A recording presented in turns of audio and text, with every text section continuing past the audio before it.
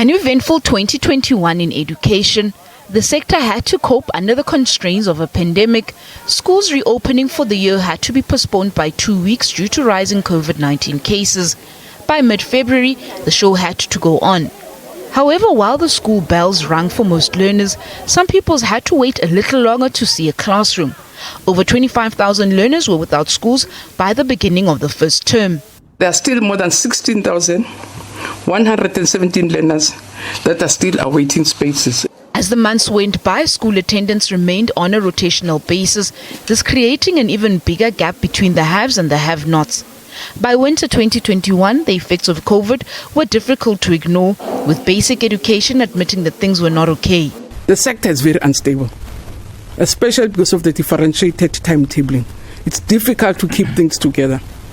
If kids are going to come this week, they're not coming next week, they're coming this week, they're not coming. It really makes things difficult, but provinces are doing all they possibly can to defend the space that is still left for us to do quality learning and teaching. Authorities in the education sector admitted that the cost of the pandemic on the sector would be felt for over 10 years, with the biggest losers being the least privileged in the country. But things are not going to get any easier. This, as last July's unrest saw the sector's already ailing infrastructure mutilated in some provinces. 2 weeks of looting and vandalism in Gauteng and KwaZulu-Natal cost education damage estimated at over 300 million rands. The destruction of infrastructure did not help the situation, with provinces such as Gauteng admitting that it had not built schools since 2020. The chickens would come to roost a few months later as calls for a full return of schooling grew louder. Before that, the matric exams saw a slight improvement in pass percentage for the class of 2021. However, basic education was forced to admit that in the critical subjects of maths and science, the needle was not moving.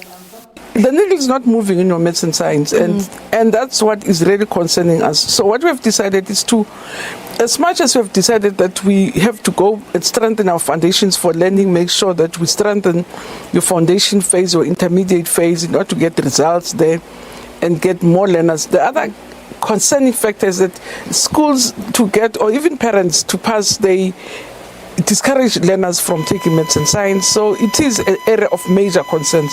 We've not seen a decline, but we've not seen an impressive movement, so we're stuck. And as the 2022 academic year commenced, the ghosts of the past would come to haunt the sector. Overcrowding and a neglect of infrastructure would see some learners subjected to inhumane learning conditions.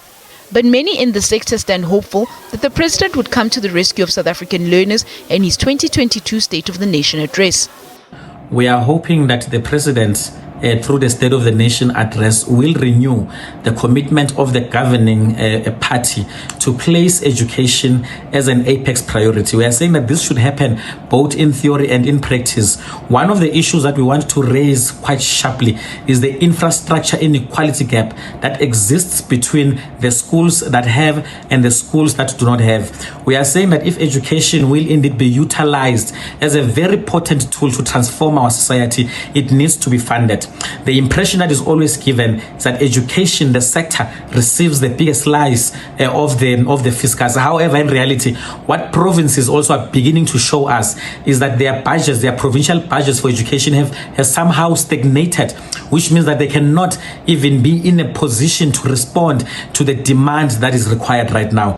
Education experts are also in agreement and looking towards the first citizen to keep to his 2019 State of the Nation promise that all South African children would be able to read and write by the age of 10. He needs to continue the focusing on the priority that he set in the 2019 State of the Nation, which is that all learners would be able to read for meaning at the age of 10. I think that's one of the most important single priorities that the President needs to be focusing on, particularly at this stage when we are now recovering from COVID-19.